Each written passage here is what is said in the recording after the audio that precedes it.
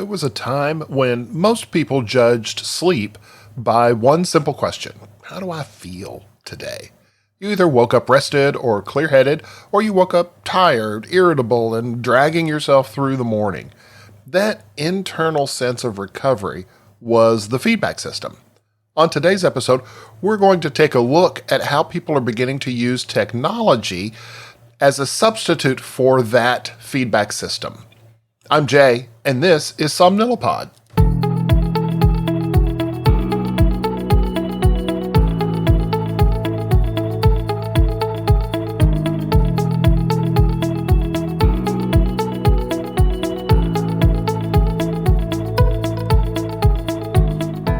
Hello, everybody. Welcome back. I am so glad that you decided to take a minute to spend some time with me, learn a little something. On today's episode, we're looking at technology and how some people are beginning to use it as a substitute for how they feel they have slept the night before. And these days, for many people, the first thing they do after they wake up is reach for a phone or glance at a wearable device. Before they even decide how they feel, they check a sleep score. They review charts showing REM sleep, deep sleep, overnight heart rate, oxygen levels, even stress metrics and recovery percentages, and readiness scores.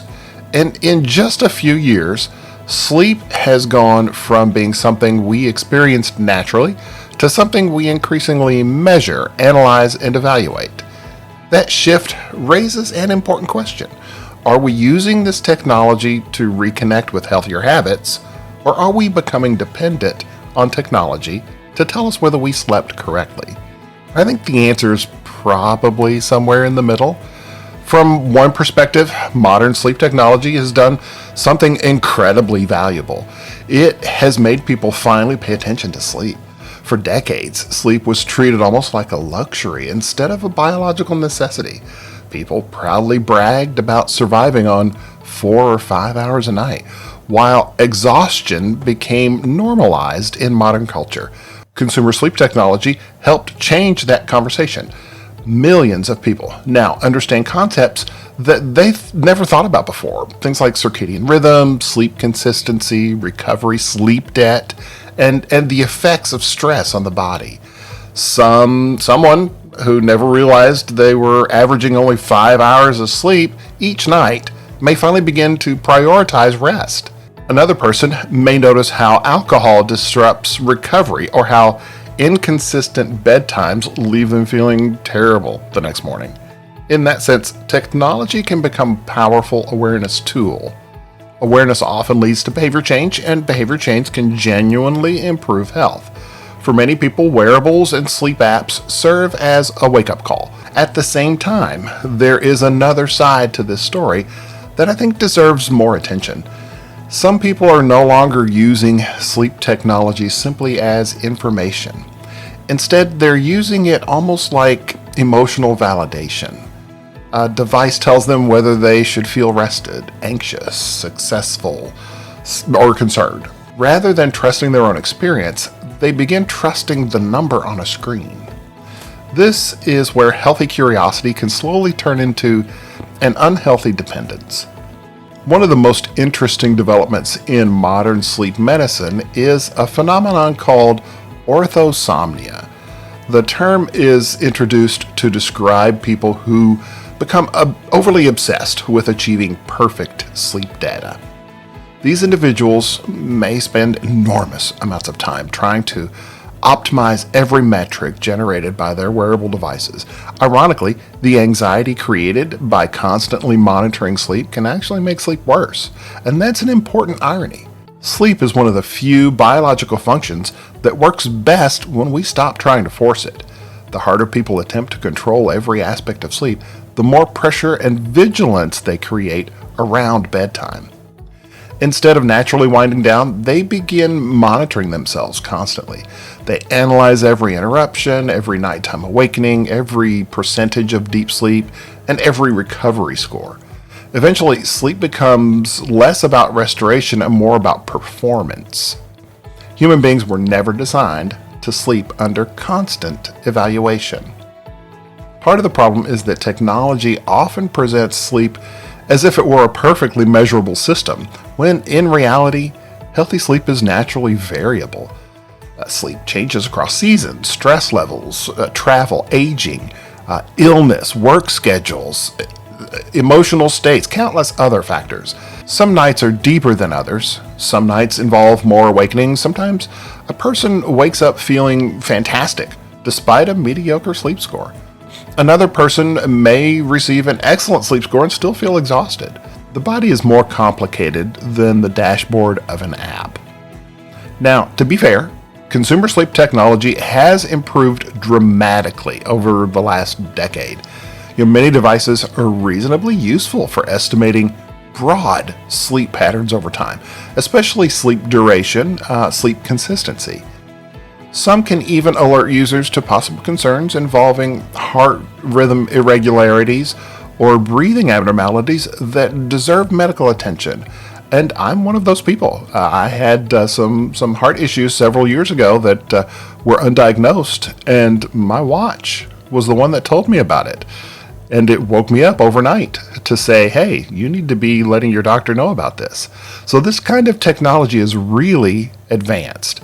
However, there is still an important distinction between consumer wellness technology and clinical sleep medicine.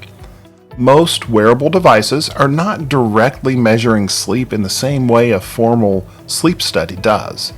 Instead, they estimate sleep based on movement, heart rate, skin temperature, and other indirect physiological signals. And while these estimates can sometimes be fairly accurate for determining whether someone is asleep or awake, they're far less reliable at precisely identifying sleep stages such as deep sleep and REM sleep. The average consumer often does not understand those limitations. A device may report poor deep sleep or excessive wakefulness even when the individual feels reasonably rested and functional during the day. And this mismatch can create unnecessary anxiety for a lot of people, especially those people who are prone to insomnia or health-related worry. And this is why daytime functioning still matters enormously. If you wake up emotionally stable, mentally clear, physically functional, and reasonably refreshed, that information should not be ignored simply because the wearable device generated a disappointing score. Technology can provide useful context, but it should not completely override a person's lived experience. The healthiest relationship with sleep technology is probably the one that treats it as a guide rather than a judge. When used wisely, these devices can help identify long-term patterns and encourage healthier habits.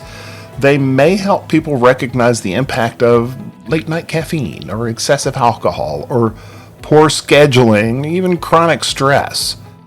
Used in moderation, that information can support meaningful improvements in sleep and overall wellness.